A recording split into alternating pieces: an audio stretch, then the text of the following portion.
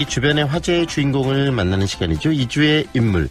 올해로 출범 4년을 맞이하는 광주 교사노동조합이 최근에 신임위원장을 선출을 했습니다. 이 규모는 작은 조합이지만 또 교사들의 권익보, 학생들의 목소리를 대변하고 더 나아가서는 광주 지역 교원노조와 교원단체를 아우르겠다라는 큰 포부를 밝혔습니다. 직접 만나보겠습니다. 2주의 인물. 광주 교사노동조합 윤정현 신임위원장 스튜디오에 모셨습니다. 어서 오십시오, 위원장님. 안녕하십니까? 네. 이 추운 날씨 그리고 또 미끄러운 길인데 오시느라 좀 힘드셨죠? 예, 집에서 나올 때는 좀 많이 걱정이 되었습니다. 근데 생각보다 많이 미끄럽지는 않았고요. 네. 예, 추운 날씨에서 이곳저곳에서 고생하시는 분들이 많다는 것을 새삼스럽게 느꼈습니다. 네. 저희도 굉장히 일찍 나옵니다. 네. 네. 이 지금 새롭게 이 광주 교사노동조합을 이끌게 되셨는데요. 본인 소개해 주시겠어요? 네, 지금 서광초등학교에서 6학년들을 지도하고 있습니다. 다음 주에는 이제 졸업을 하게 되는데요. 졸업 준비로 엄청 바쁘고 있습니다. 네. 어제도 원격 수업을 만들다가 7시가 넘어서 퇴근한 평범한 선생님입니다. 어쩌다 네. 보니 광주교사노동조합 위원장 직책을 맡게 되었는데요. 네. 말주변도 없고 부끄러움도 좀 많이 타가지고 저 같은 사람이 위원장을 하면 안 되지 않나 그런 생각이 들 때도 있습니다. 아니, 말수를 떠나서 심지가 굳고, 그 다음에 어떤 역할을 해야 될지 어떤 책임의식이 강하시면 당연히 또 위원장 적임이신 거죠.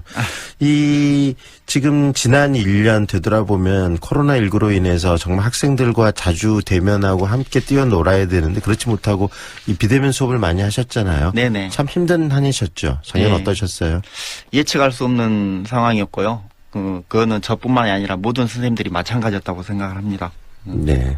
광주 교사노동조합의 신임 위원장이 되셨는데 이 광주 교사노동조합 이 어떤 성격에 또 지향하는 가치는 어떤 가치를 지향하는 그런 조합입니까? 네. 저처럼 평범한 사람이 위원장을 맡게 된 것이 우리 노동조합의 성격을 잘 설명하고 있다고 생각을 합니다. 광주교사노동조합은 아주 평범한 교육을 잘해보자고 생각하시는 선생님들이 모인 곳입니다. 네. 사람이 모인 곳이니까 사람으로 비유를 한번 해보면은요. 네. 아주 친절하고 따뜻하고 자기 할 일을 열심히 하는 그런 성격이고요. 그다음에 다른 사람의 목소리에 귀를 기울이고 주변을 돌보는 더 나은 학교 교육을 위해 목소리를 내는 사람이 바로 저희 광주교사노동조합이라고 보시면 되겠습니다. 네. 다른 분들은 우리 노동조합을 보면은 합리적이고 신선한 느낌이 든다고들 하는데요. 장기적으로는 배움이 즐겁고 행복한 학교 환경을 만드는 것이 목표입니다. 네. 이것은 저희 노동조합뿐만이 아니라 교육청과 타 교육단체들이 함께 머리를 맞대고 고민을 해야 하는 부분이 아닐까 생각하고 있습니다. 네. 광주 교사노조가 지금 출범을 한 지 4년째라고 얘기를 들었거든요. 네. 그동안 성과라면 어떤 성과들이 있을까요? 예, 이제 우리 나이로 따지면 이제 4살입니다. 네. 4살이라서 출범한 지 얼마 안 됐기 때문에 성과를 말하기는 좀 어려울 것 같습니다. 우선 노동조합의 기틀을 다진 것이 가장 큰 성과라고 할 수가 있겠습니다. 네. 사무실도 마련을 했고요. 조합원 수도 13명에서 시작해서 이제 600명을 돌파를 했습니다. 네. 예. 교육청의 각종 협의회에 우리 노동조합의 자리가 생겨서 저희들만의 목소리를 낼 수 있게 된 것도 하나의 큰 성과라고 볼 수 있겠습니다. 네. 그동안 한 3년 동안 제일 많이 했던 일이 언론을 통해서 여론을 형성하고 의견을 제시하는 것들이었는데요. 어떤 교원 단체들보다 적극적이고 활발하게 그런 활동들을 해왔다고 자부할 수 있겠습니다. 네. 이 박삼원 전임위원장과 저희도 방송 인터뷰를 여러 차례 했었는데요. 이 광주 교사노조 이 분들과 인터뷰를 하면서 느끼는 게 그만큼 좀 심장이 뜨겁다. 그다음에 네. 열정적이다. 그다음에 우리 사회 특히 교육 현장을 좀 많이 바꿔내겠다는 의지가 좀 강하신 분들이 아닌가라는 생각을 가졌던 적이 있거든요. 네. 앞으로 그런 기대들이 또 우리 신임 위원장님을 통해서 느껴지는데요. 네. 어떻습니까? 그런데 전교조라는 거대 전국적 조직이 있지 않습니까, 위원장님? 네네. 그 전교조가 있는데 왜 이렇게 광주 교사분들 600명이라는 교사분들이 따로 이렇게 교사 노동조합을 만들어서 활동을 하시는지 전교조와의 어떤 방향성이나 차이점이 무엇이 있는지 이 부분도 청취자분들이 좀 궁금해하실 것 같거든요. 네. 그 전교조와의 가장 큰 차이점은 저희들이 실은 전교조에서 나올 때는 전교조가 굉장히 스펙트럼이 큰 조직인데 네. 의외로 또 고지식한 부분이 있고 유연하지 못한 부분이 있습니다. 그래서 저희들이 대응을 조금 더 유연하게 하자 이런 목소리를 냈을 때 그런 부분들이 약간 무시당하는 그리고 좀 제외당하는 그런 경향이 있었습니다. 그래서 큰 조직이기 때문에 큰 역할을 해왔기 때문이라고 보고요. 그다음에 전국 조직이기 때문에 전국적인 이슈를 주로 다루고 지방 교육 현안 이슈들은 좀 소홀히 하는 그런 경향이 네, 있었습니다. 네. 지방 교육 자치 시대가 벌써 10년이 됐는데 그 10년에 어울리는 지역 노동조합이 반드시 필요하다. 그런 필요성을 느껴서 각 지역에서 노동조합을 만들기 시작을 했습니다. 네. 네.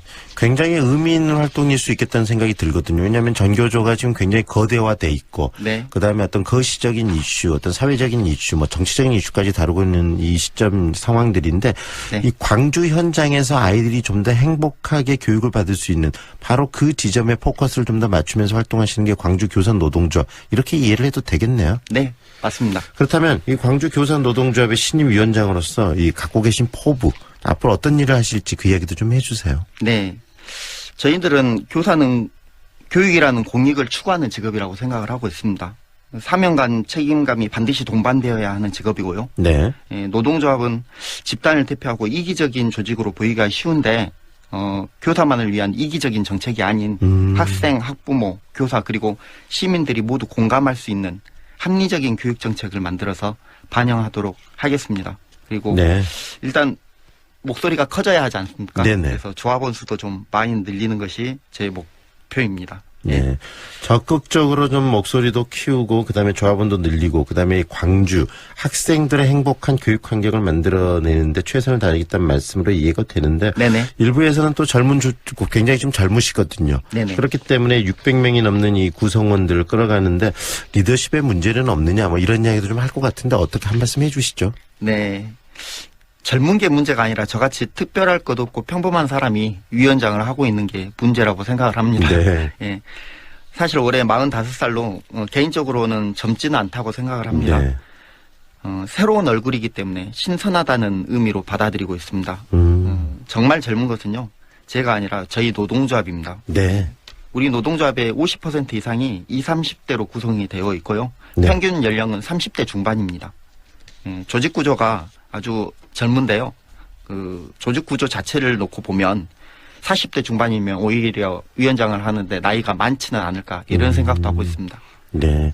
이야기 말씀을 나누면서 이 나이가 아니라 그다음에 생각이 젊으시기 때문에 그만큼 또 이 젊은 노조, 이 4년째를 맞이하는 노조의 적임이시다라는 생각도 좀 듭니다. 그 실은 가장 중요한 건 이 광주의 교육 환경, 아이들이 행복하게 교육받을 수 있는 환경을 만들어내시겠다는 게 가장 중요한 목표라는 말씀하셨잖아요. 그렇다면 현재 이 광주의 교육 환경에 대해서 끊임없이 좀 우리 선생님께서 고민을 해오셨을 것 같거든요. 네네. 어떠세요? 지금 광주의 교육 환경 어떻게 진단하십니까? 진보 교육감 벌써 3기 지나가고 있습니다. 네. 예. 진보 교육감 시대에 맞게 아주 진보적으로 목표를 세워서 열심히 추진을 하고 있는데요. 네. 지금까지 보면 뚜벅뚜벅 천천히 잘 나아가고 있다고 판단을 하고 있습니다. 네. 근데 아쉬운 점이 있다면 저희 교육청이 추구하는 방향이 매우 이상적이고 아름다운데 현실은 전혀 그렇지 않다는 그런 거고요. 하나의 예를 들자면 학교 업무 정상화가 교사가 교육에 전념한 환경을 만들어 놓겠다 그런 이상이 있는데 네. 그런 이상은 높이 사지만 사실 학교마다 규모도 다르고 구성원이 달라서 모든 조건을 맞추기가 힘듭니다. 네. 그래서 7명의 교사가 있는 소규모 학교는 업무 정상화가 불가능한 부분이 있고요. 네네. 출산 예정자라든가 지병이 있는 선생님이 있다면 역시 업무 정상화를 추진하기가 쉽지가 않습니다. 네. 예, 진짜 교사가 교육에 전념할 환경을 만들고자 하는 강한 의지가 있다면 차라리 업무를 담당하는 교사를 학교 규모에 맞게 새로 뽑아서 이제 운영을 하는 것이 합리적이라고 생각을 합니다. 네. 이제 그런 부분들은 교원 수급 정책이라서 저희 교육청에서 함부로 할 수 없는 부분이고요. 네. 저희 교육부와 기획재정부를 적극적으로 설득해야 하는 부분이기 때문에 교육부에서는 교육청에서는 그런 역할을 해줘야 한다고 생각을 합니다. 네. 더불어서 이런 지적도 있거든요. 방금 말씀하신 것처럼 이 진보 교육감 체제가 현재 이 3기 체제 지금 그 장의국 교육감이 네. 3선 교육감이 돼 있는데 목표나 목적들 그런 부분들 새로 변화에 대한 창의 혁신 교육에 대한 어떤 과제들이 그 목적 달성들을 지금 목표들은 세워져 있는데 좀 매너리즘에 빠져 있는 거 아니냐. 네. 관성적이고 매너리즘이 있기 때문에 새로운 시도 이런 변화가 좀 부족하다 이런 지적이 있거든요. 그런 네네. 지적에 대해서는 어떻게 보세요? 뭐 그게 어떻게 보면은 현 정부나 지금 진보 교육감이 가지고 있는 공통된 단점이라고 봅니다. 네. 약간 과감함이 부족하다 그런 것도 있고요.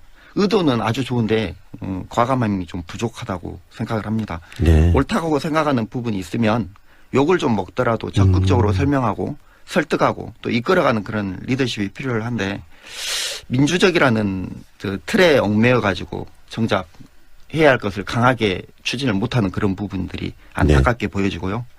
방향을 잡았으면 강한 추진력을 통해서 이렇게 걸어갈 필요가 있다. 예, 걸어갈 필요가 있다고 생각을 합니다. 네. 앞으로의 광주시 교육청 그리고 또 이 광주 이 교사 노동조합 이 결국은 노동조합과 그다음에 행정을 추진하는 이 주체가 서로 이 쌍두마차처럼 함께 이 견제도 하면서 서로 어떤 정책이나 이런 부분을 화합해 가는 것 이게 굉장히 이상적인 구도 아니겠습니까? 그렇습니다. 그런 네. 점에서 광주시 교육청 그리고 장애교육감과의 관계 설정을 어떻게 해 나가실지도 굉장히 궁금해지는데요. 한 말씀 해 주시죠. 저희들은 실은 교육청을 한 번도 사용자라고 생각을 해본 적이 없습니다. 네. 저희들은 항상 교육을 생각하는 동반자라고 판단을 해왔고요. 앞으로도 저희들은 저희 교육청이 잘하고 있으면 잘하고 있다 응원도 하고 칭찬도 많이 하겠습니다. 그리고 혹시 잘못된 방향으로 나가고 있다 그러면은 옆에서 조언을 아끼지 않는 그런 조직으로서 동반자적인 관계를 설정해서 앞으로 협력해 나가겠습니다. 네. 앞으로 정말 이 광주의 교육의 미래를 위해서 광주 이 교사 노동조합의 역할이 굉장히 클 거라는 생각이 듭니다. 청취자분들이 기대를 많이 하고 있습니다. 청취자분들께 마지막으로 한 말씀 곁들여 주시죠. 예. 저희 뭐 내세우지 않고 자랑하지 않아도 최선을 다하면은 모두가 알아주실 거라고 생각을 합니다. 학생, 학부모, 교사가 모두 만족하는 좋은 교육 환경을 만들기 위해서 저희 노동조합이 앞장서서 노력하겠습니다.